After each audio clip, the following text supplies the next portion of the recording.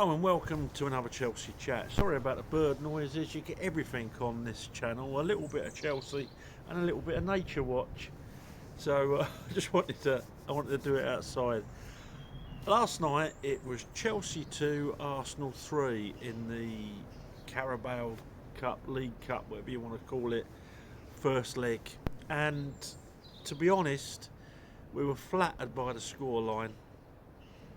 Now, a lot of people were blaming Robert Sanchez on his own, and don't get me wrong, he was awful. But there's so much more. Having watched it the second time, there's so much more in that game. Now, first off, disclaimer, Arsenal to me are a very good side. Are they a great side? No. Are they up there with the best Arsenal sides? No. But they're a unit. They're a unit that works together.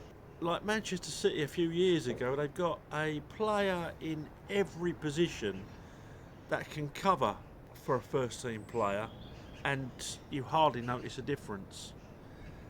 And this is where you look at their investment over the last 3 years, which is about just under half of ours. And you think to yourself, why couldn't we have, well, we could have done if we had a different strategy, if we weren't buying young players and harvesting them, coaching them up to a level with a view to selling them, and we built a team, built the spine of a team, and then maybe put a few youngsters around them. You could have covered all bases, but we didn't. We've said this in a previous video.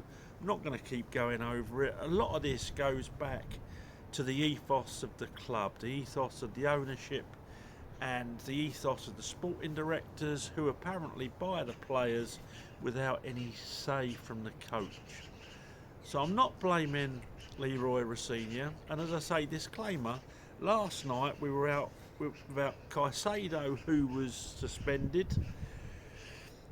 I think it was Gusto, Gittins and Delap are all down with a flu, and there is a bad flu going around, so I can quite believe that. Doubtful for Saturday, but Leroy Rossini seems hopeful. They can clear up from the flu in 3 days. Well done. You had Reece James, who'd had a knock in training on his hip. Now, whether that was James's decision that he wasn't playing or the medical team, we don't know. And we also had Cole Palmer with a slight muscle strain. They didn't want to risk him. He could have played, but they didn't want to risk him in case he was out for 6 weeks, and they couldn't afford that. I think that's everyone that was missing. But anyway, a lot of people were missing. If you can imagine having take any 3 players out the Arsenal side, say Rice, Gabriel, and who else is decent? Saka. So, you know, we lost Palmer, Saka. If you take them out like for like, they're going to struggle. So right from word go, we were up against it. Arsenal, not a bad side, as I said, and in a time when there are a lot of very mediocre sides about, they're a very, very good side. So the game began, and right from the deco, even though we were having more possession, we were doing nothing with it. We were pressing okay. They were pressing well. Rossini has said that he told Sanchez to play a slightly different game, more short passes from the back. Now we're going to get caught because, as you and I know, and Rossini should know, in my opinion, neither of our goalkeepers, Jorgensen or Sanchez, are very good with their feet. They're okay, but they're not world class. They're not probably Premier League class. They're no sort of Edison like he was at Manchester City, are they? And we're going to get caught out. Hopefully Rossini will see that, like Maresca did after the first few games of last season, and he got us playing slightly longer. So I'm hoping that'll happen. I'm hoping the medical staff or Barley don't veto the fact that you can kick a long ball every now and then. So yeah, we looked dodgy. We kept getting caught at the back. Cucurella had one of his worst games I've seen in a Chelsea shirt. If he's not carrying an injury, because he's only just come back, isn't he? He missed a couple of games. If he's not still carrying injury, I'd be shocked. But he looks knackered. He looks absolutely whacked. That wasn't the Cucurella last night, or was it because Caicedo was missing?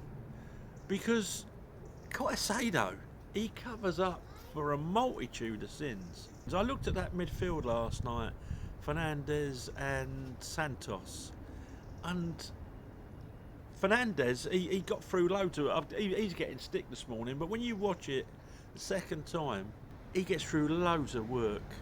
He really puts a shift in, a shift and a half.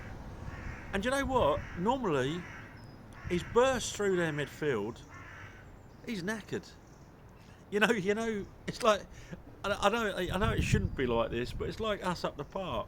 If we go on a big run, the amount of times I've run, and I'm going back to when I was sort of 35, I've run 70 yards to get into space, and to get on the end of a ball, and when I get on the end of it, I'm absolutely knackered. I might kick it and it goes wide of the post. Well, that's what he looks like. He gets through so much work. He's got no calmness. He's got no to lay the correct ball off. And the amount of times he's done something really good and then gives a poor ball, But I think, honestly, that's because Caicedo was missing. I think he had to do so much work. We don't realise how much ground Caicedo covers, because he don't just cover for the midfield. He covers for the full-backs as well. And at times he covers for the centre-backs. He's just integral to the side. And I don't think it's until he's not playing that you realise how much work Caicedo puts in and how much we rely on him. I just hope he gets rid of this petulant side of his character. It's not petulant, is it? It's overexcited. He dives into tackles he don't need to. But he's a young man himself still. He'll be learning, and then all this will teach him. I hope we don't have his education at Chelsea and then go to Real Madrid. But yeah, we missed him. We missed him badly. Cucurella missed him. Fernandes missed him. And we need Fernandes more forward, because he hasn't got to run as much. He chips in with the odd goal, and he's just more effective there. Because that João Pedro, I'll say it, he's useless. He is absolutely useless. Everyone's on about Sanchez last night on that first goal. Second goal, yeah, that's down to Sanchez. How he don't get his hands on that, I'll never know. It's either he thinks someone's going to come in and boot him, or just total lack of concentration. Probably flustered because of all these new directives he's got, because he's human. But it was lack of concentration. Back to the old Sanchez. But that first goal, I don't blame Sanchez. If you look at it again, Sanchez, well, I'll tell you what he does wrong. He's facing the ball. Any goalkeeper, any park goalkeeper, well, not any park goalkeeper, but a lot of goalkeepers tell you should be sideways on. You're sideways on because it's easier to move that way than it is to go backwards. Simple 10-year-old goalkeeper coaching. And if you look at Sanchez last night, he gets caught with his facing. I think it's because he was getting backed up by an Arsenal player behind, and I think he had a Chelsea player trying to protect him, but not doing a terribly good job. Ben White was João Pedro's man. And just like Garnacho, I'll come on to him in a bit because he kept us in the tie last night. Just like Garnacho, they come back with the player and then just let them go. And now that's down to the set piece coach. I'm blaming the player because the player should have a brain. But let's say these players haven't got brains. They haven't got football brain. They ain't got brains. Because, again, back to your 10-year-olds. What do you say to them? Just stay goal side of your man. When he comes into the box, just stay goal side of the man. If a corner comes over, think like a forward. Meet it at its highest point. But make sure he's always there with you. Just beat him to the ball. And if you can't beat him to the ball, make sure you're a nuisance. Lay your weight into him. Don't let him get full power on the header. 10-year-old stuff. We don't do that. Our well-paid set-piece coach obviously doesn't go through the basics with these muppets who get paid so much money. João Pedro last night, absolutely rubbish. He's not a good... We got sold a dummy in that Club World Cup. He's not skillful enough to be a number 10, and he's not prolific enough to be a number 9. I don't know what he is. I would give him one of them 1970s ice cream trays and send him up into the Matthew Harding. I don't know what he does. So, big lad as well, don't even put his weight about enough. So yeah, anyway, there were so many things last night where you're scratching your head. You know, what are they doing on this training ground? I don't know. Anyhow, Sanchez second goal, that's just down to goalkeeping mistake. But the thing I took out of watching that the second time was the Arsenal bench. The Arsenal can bring on players that will give other players a rest and not at the detriment of the side. They can bring on players that bring something slightly different but also the same, and we can't. Look at our bench last night. But Garnacho, and I'm his biggest critic, got 2 goals, right place, and his finishing last night. I don't know who kidnapped the real Garnacho and stuck someone that could finish in his place, but that's what happened last night. Didn't bring much else to the game, but yeah, 2 great finishes. So well done, Garnacho. That's what we want to see from you. If your wing plays rubbish and you've not got the capabilities to get round a man and put a decent cross in, just stand where you did last night, and if you finish like that, I'll forgive you. Captain Black, old Arteta, he outthought us. Arsenal outfought us physically, and yeah, that game, if that had been 5-0 to Arsenal, I wouldn't have had any complaints really, because that's what that performance probably deserved. And I don't even blame all the players, because there were players out there putting effort in, particularly at 2-1, you could see it, but we just lack the quality that Arsenal have got. Anyway, I'm not going to keep on about it. I'm going to score the players. Robert Sanchez gets a 2. Don't think it's all down to him, but that second goal was, you can't, top goalkeeper shouldn't be letting that in. That's probably the worst mistake I've seen from a top class goalkeeper. Kepa come near it a couple of times, but shocking. Arachi Pong, same as always, young lad, lots of good things, lots of bad things. Didn't have Caicedo covering for him last night, so a bit exposed, and I'm going to give him a 6. Just inside him, I thought Fofana gave the ball away, out of position. Didn't have Caicedo to cover for him when he did get out of position. Gets a 5. Cucurella gets a 4 because of his own standards.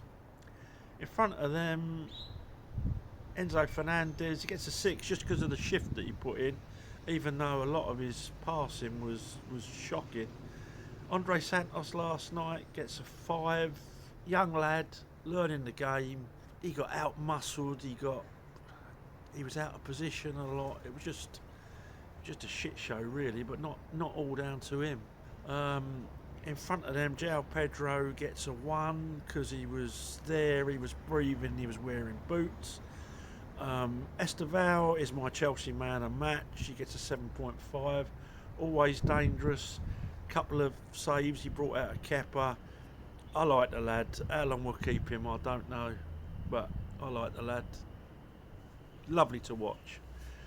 A lot to admire about him. Neto last night wasn't as bad as I've seen him lately, but didn't get the service.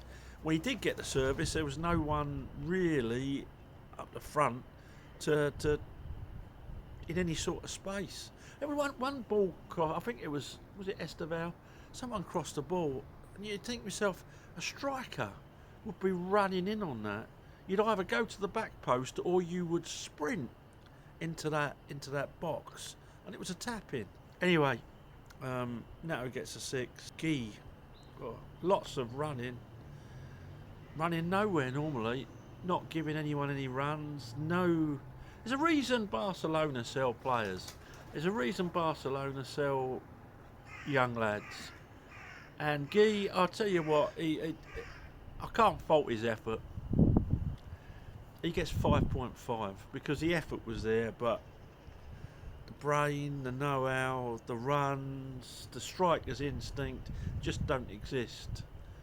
I don't score substitutes, but I'm going to give Garnacho a 7 because he gave us some hope. Now, everyone's writing us off in the return leg. I never do that with Chelsea. It's because it's always when our back's against the wall that we're the strongest. I was listening to that Rory Jennings saying, oh, we know hope, blah, blah, blah, blah, blah. We know Chelsea better than that. And let's hope that this flu has left the camp. Because we've got 5 matches before we play Arsenal again. A lot can happen. And yeah, the Emirates is a fortress this season. And yeah, they are strong. But if Cole Palmer's back, and we got the Cole Palmer that we saw for the last 10 minutes, who was it we played? The last 10 minutes, last 10 minutes before he went off against Fulham.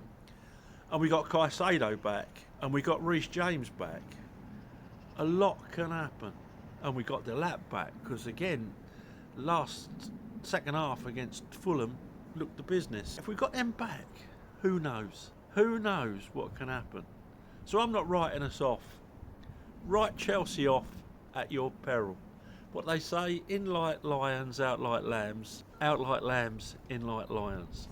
So we're going to the Emirates like a bunch of lambs, and let's hope the old saying comes true.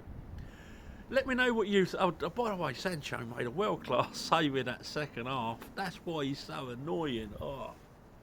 Anyway, I'm reliving the game in my mind. Anyway, thanks for watching. Please subscribe to the channel. A lot of you have lately, and it, obviously it's good for the channel. It affects the algorithm or something. Please like the video. That particularly helps. Thanks for watching, and let me know your views, because that's why I do these. Up to Chelsea. I walked the bridge in 72, where legends played in royal blue. Osgood's grace, Bonetti's hands. We stood and roared from the old shed stand. Hudson danced and Hutch would fight. Charlie Cook lit up